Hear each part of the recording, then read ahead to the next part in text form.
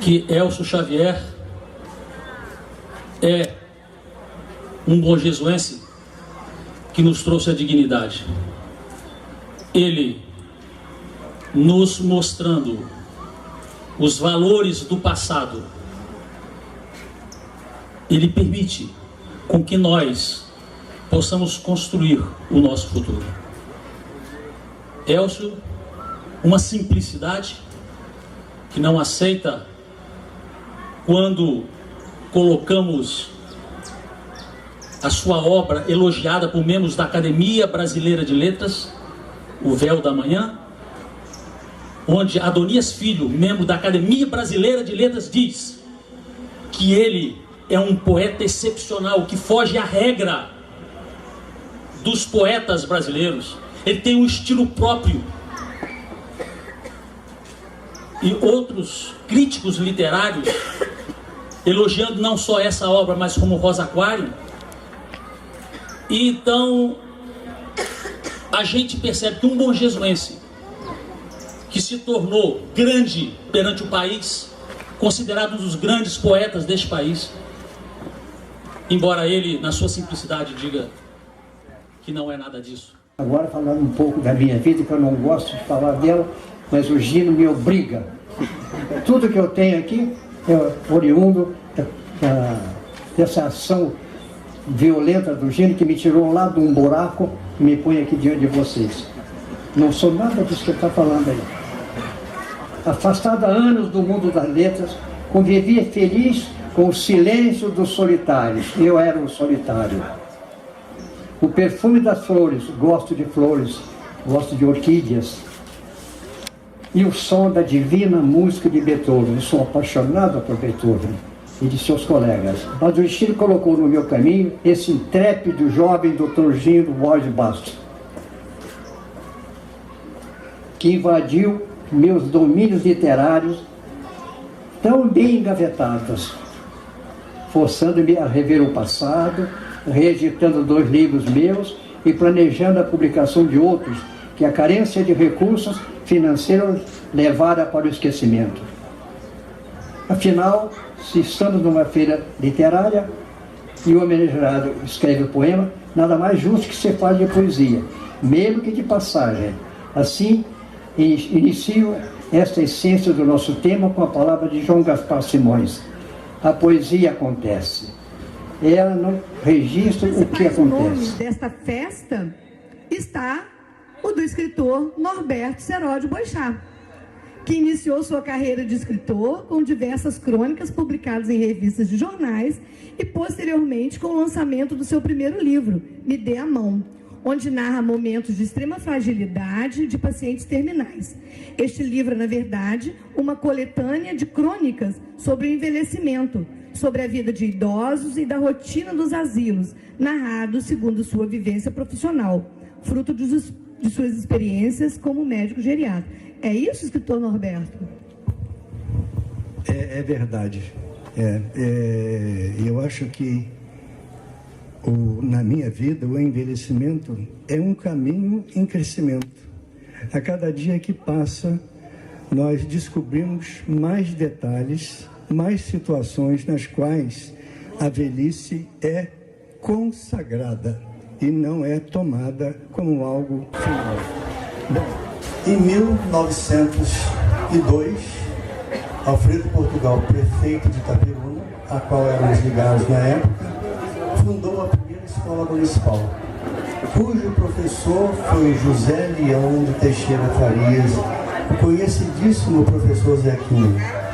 Foi um homem além do tempo dele, foi um grande professor. Ficou aqui até 40, quando então Iracema começou a história dela no Pirapitinga. Mas o professor teve mais tarde uma escola que foi uma solicitação do César Ferola, que fundou uma escola estadual e deu a ela o nome de João Catarina. Nessa época eram os farmacêuticos daqui, os grandes e verdadeiros médicos. Você contava de imediato com o farmacêutico. E os grandes farmacêuticos foram Djalma Borges e o José Lopes, chamado de Zé Pretinho. Os dois tinham as capas gaúchas penduradas na porta de saída, porque a qualquer hora eram chamados e o frio era intenso naquela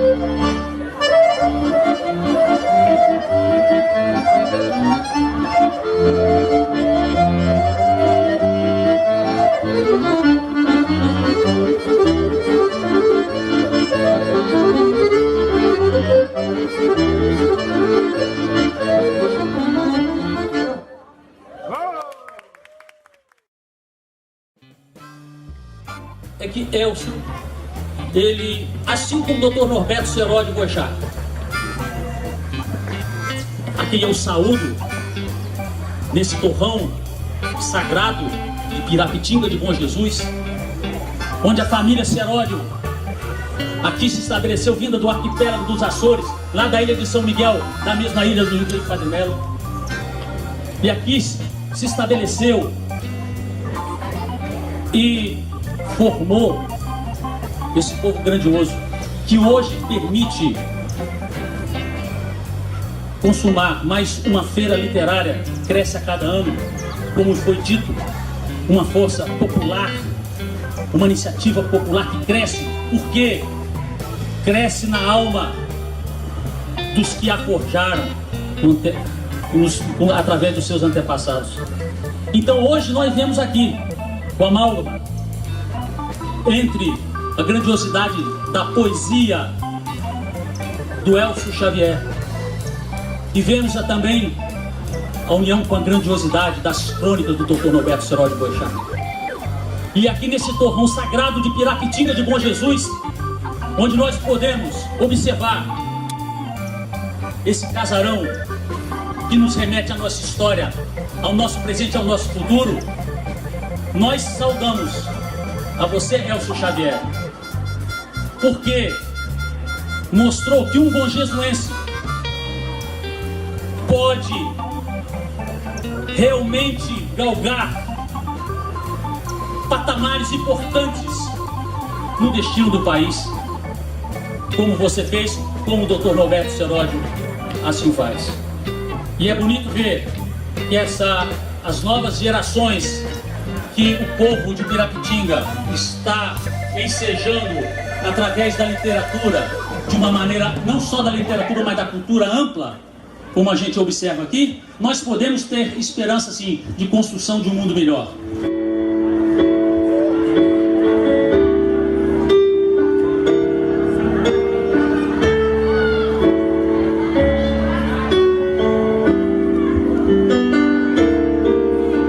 Barulho de comportas marulhantes, pingos d'água orvalhando a ramaria, é tua faina diária ofegante, na jornada sem par de cada dia, e a água cai sonora deslumbrante, em meio às flores em policromia. Como és feliz, assim cantarolante, na jornada sem par de cada dia, e se despede o dia de cada dia, e se despede o dia.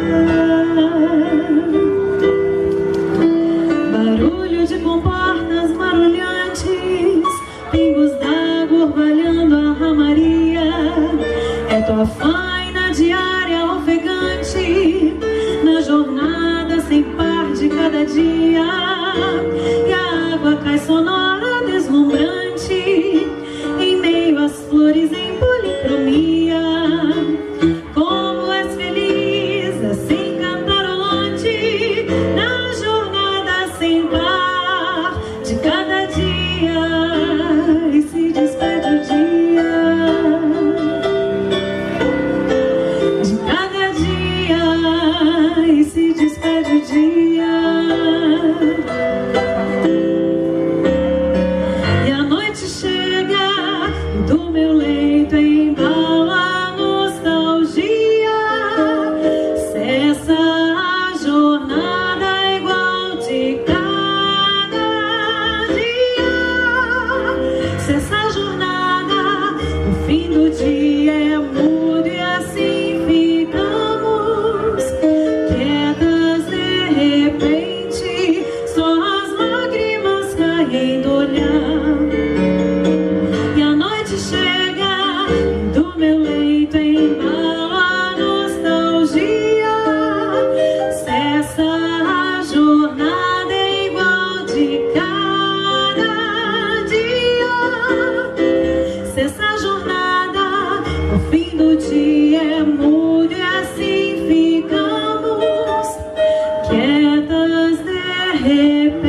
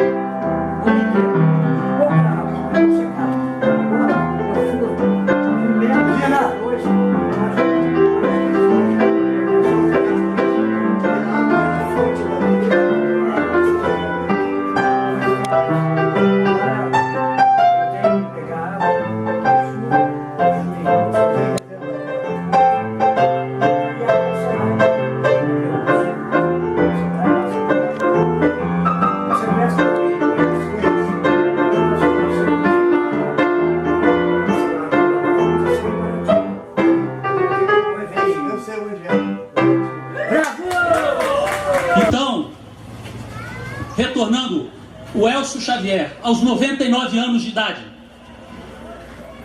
com esse espírito jovial, esse idealismo, e não só como escritor, não só como poeta brilhante, mas também como historiador.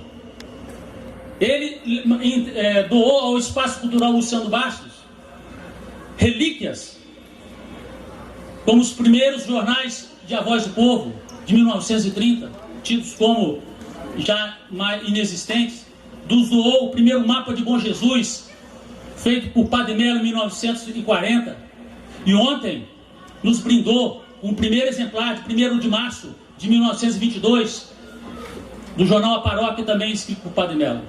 Então, Elcio Xavier, é esta grandeza juvenil que nós nos sentimos orgulhosos, Elcio Xavier, de tê-lo, e temos certeza que vamos tê-lo por muitos anos do nosso lado, porque você é um norte, é uma referência, assim como o Dr. Norberto Seródio Boechat. Como bem lembrou a Anísia, o Dr. Norberto Seródio Boechat foi o primeiro homenageado, e hoje o segundo homenageado é Elcio Xavier. São dois baluartes que nos honram, que nos dignificam e que nos impulsionam para construir um mundo diferente desse que nós temos visto. E é com carinho, com amor, reverência a você, Elcio, e a você, Dr. Norberto Seródio Boechat, que eu os parabenizo e os saúdo. Uma salva de palmas para ambos, por favor. Afinal, se estamos numa feira literária e o homenageado escreve o poema, nada mais justo que ser fale de poesia, mesmo que de passagem. Assim, inicio esta essência do nosso tema com a palavra de João Gaspar Simões. A poesia acontece. Ela não registra o que acontece. Já a prosa é um registro gráfico do que acontece com a matéria e o diário. Para Schmitt, a poesia se vale da palavra simples para acontecer, como ele identifica. Vejamos como a lua surge das nuvens, livre e indiferente. E eu nasci realmente na Avenida Padre Melo, quando tinha 5 ou 6 casas, e fui criado na Serra do Tardem, na falda da Serra do Tardem. E fui criado andando em cima de um cavalo chamado Ventania, que não corria e era trotão. Veja como as coincidências, né? Trotão e não corria. Mas eu pegava o Ventania lá junto das vacas, trazia em casa, selava para depois buscar os bezerros. Era uma vida muito dura minha, sabe? Muito dura. Ou então, para colher engás, ficava em pé em cima da sela e colhia os engás. É uma aventura que eu não aconselho a ninguém, porque eu caí certa vez e fiquei de frente com o Ventania. Criei certa vez. O professor Orlando não tinha livros, não tinha uma biblioteca boa. Eu não lia. Sabe o que é que eu lia? Eu lia umas revistas que minhas tias que tinham em casa, era um armário velho, chamado Fonfon. Você nunca viu falar no Fonfon, né? Fonfon tinha umas histórias bonitas, tinha uns contos, e falava muito da vida alheia. Era uma porcaria. É o que eu lia. Minha literatura foi essa. Depois o senhor Orlando emprestou um livro para mim, ou 2, e eu passei a ler aquilo, passei a tomar nota de umas bobagens. Criei no Instituto um jornal chamado O Instituto, por 5 edições. De repente, feito um furacão, comecei a escrever.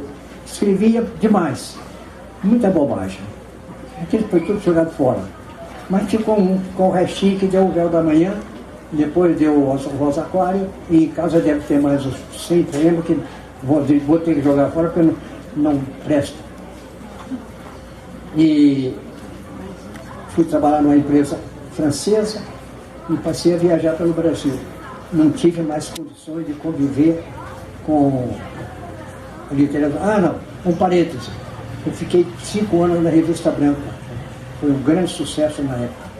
E na Revista Branca eu fui encarregado de editar uns livrinhos tipo Rosa Aquário. Editamos 8 ou 10 exemplares. Mas isso não tem muita importância. Todos vocês que desejam trilhar o caminho das letras, aconselho ser fundamental a leitura de bons livros. Leiam bons livros. Não leia esses livrinhos que andam por aí, que isso não resolve. Lembre-se que os caminhos são árduos, muitas vezes nos levando a abandonar a arte da literatura, porém a perseverança nos conduz ao sucesso. Façam da poesia de suas vidas, deixem fluir de seus interiores os sentimentos mais profundos. Coloquem Deus em seus corações e, sem dúvida, o sonho do poeta se concretizará. E agora eu quero, antes de concluir, quero contar para vocês umas historinhas. E ficavam lá, assistindo o Padre Melo se aparamentar, depois ia para a igreja. Era uma época muito boa. E nessa época o Padre Melo era tão bom que nós saímos da igreja e íamos tomar um chocolate quente, quando ele estaria isso, que ninguém conheceu. Era um chocolate melhor do mundo. De repente o Padre Melo entrava lá por canto e vinha beber a cerveja dele. Não ia beber, acho que era o vinho. Época boa, né? A igreja não tinha grade em voltas. A igreja era livre. A porta da igreja nunca fechou. Uma das minhas grandes aventuras foi subir na torre para ver os sinos. Era difícil, era proibido. Eu consegui um dia ludibriar o camarada que fechou a porta e fui lá nos sinos. Me deu uma vontade de tocá-los, mas eu tive medo. Vocês sabem que aquela igreja foi construída em 1920, igreja não, torre, 22, 23, e aquele sino marcava uma hora. Certa vez eu estava doente e ficava ouvindo bater, pam, era meia, eu dizia assim, mas é uma hora que está batendo. Não era nem uma hora, nem hora e meia, não sei porquê. Eu sonhava com aquele sino. As missas eram lindas, vocês não lembram? Aquela igreja, com aquele badalá maravilhoso que se escutava do Barro Branco até a